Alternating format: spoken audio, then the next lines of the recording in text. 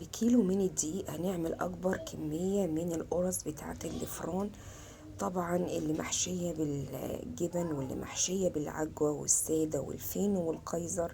تعالوا بقى نخش الفيديو كده ونصلي على النبي صلى الله عليه وسلم ونشوف المقادير بتاعتنا. لو انت اول مرة تشوفيني ما تنسيش تشتركي لي في القناة وتفعلي زر الجرس، وكمان تكتبي لي كومنت حلو تشجعيني ولايك جميل من ايدك.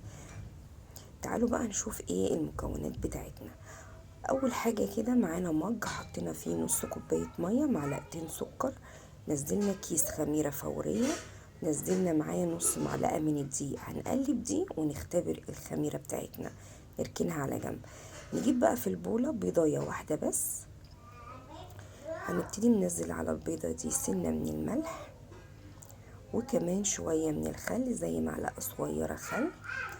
وكل المقادير دي هسيبها لكم ان شاء الله في صندوق الوصف، يا ريت تخشي كده هيعجبك قوي. هكتب لك المقادير وحاجه كده ان هي تتعرفي عليا ان شاء الله. وهنبتدي بقى نضرب البيضه بتاعتنا. بعد ما ضربناها هننزل عليها بنص كوبايه ميه وكيس لبن ميدو. ممكن نص كوبايه الميه دي تبقى نص كوبايه لبن او كوبايه لبن المتاح عندك دي كده. وحطينا كمان ربع كوبايه زيت. دي كده عجينه مغذيه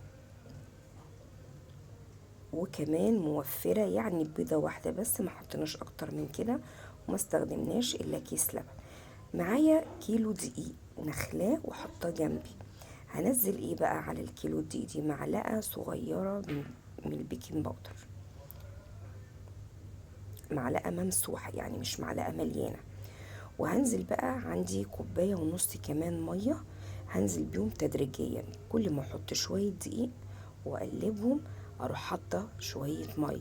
ما تنزليش بالميه بتاعتك مره واحده ولا بالدقيق بتاعك مره واحده عشان تقدري تتحكمي في العجينه ما تضحكش عليكي. يعني ايه؟ يعني ما تطلعش معاكي يابسه او تطلع معاكي لينه، لا تطلع معاكي مظبوطه، انت اللي تتحكمي فيها.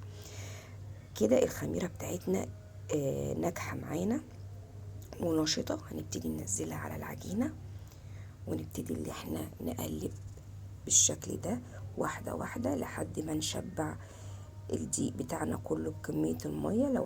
لو لقيتيه محتاج معاكي كمان شوية مية، ربع كوباية مية فوق الكوبايتين حطي. لقيتي محتاج معاكي سن دقيق حطي، لان كل دقيق بيبقى غير التاني، في بيشرب سوائل وفي لا.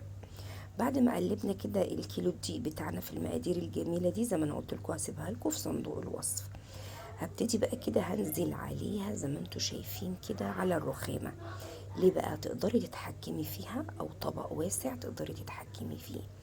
وتبتدي بقى تلتي وتعجني وتعجني وتلتي، واي طاقه سلبيه فيكي خرجيها في العجينه ديت. اي حد مزعلك، اي حد مضايقك، عيالك غايظينك، بصي خرجي خرجي، هتلاقي نفسك فكيتي كده بقيتي فريش. وبعد بقى ما تبتدي تلتي وتعجني فيها، تلتي وتعجني فيها بالشكل ده، تسيبيها كده زي 5 دقايق وترجعي لها تاني. نجاح العجينة معاكي العجن بتاعها. معايا معلقة من الزبدة، ممكن سمنة، احنا حطينا ربع كوباية زيت، حطينا ربع كوباية الزيت، تحطي كمان معلقة من الزبدة وتبتدي برضو تعجني. تحسي ان العجينة بتاعتك قوامها اتغير كده وشكلها، ما تقلقيش، طول ما انت بتعملي كده هتلم معاكي وتبقى زي الفل. اهي شايفة؟ بسم الله ما شاء الله، العجينة معايا ناجحة جدا وملمسها جميل جدا. وتقعدي بقى تهبدي فيها كده، تهبدي فيها كده، طول ما معاكي المقادير مظبوطة والعجينة معاكي كمان زي ما انت شايفاها كده بتلم نفسها، تعرفي ان انت ماشية خطواتك صح. وما تجربيش في نص كيلو دقيق عشان ما تندميش، جربي في كيلو دقيق لان المقادير مظبوطة جدا جدا والنتيجة هتبهرك. بالنسبة بقى للتشكيل، التشكيل اللي انت عايزاه، اعملي فينو واعملي قيصر واعملي بالجبنة واعملي بالعجوة اللي انت عايزاه. اهم حاجة في الخطوات المقادير والعجن. اهو تبتدي بقى بصي بكل ما فيكي لحد ما تبقى معاكي كرة جميلة كده، تحطيها في الطبق، تدهني دهنة زيت بسيطة وتحطيه على وشها دهنة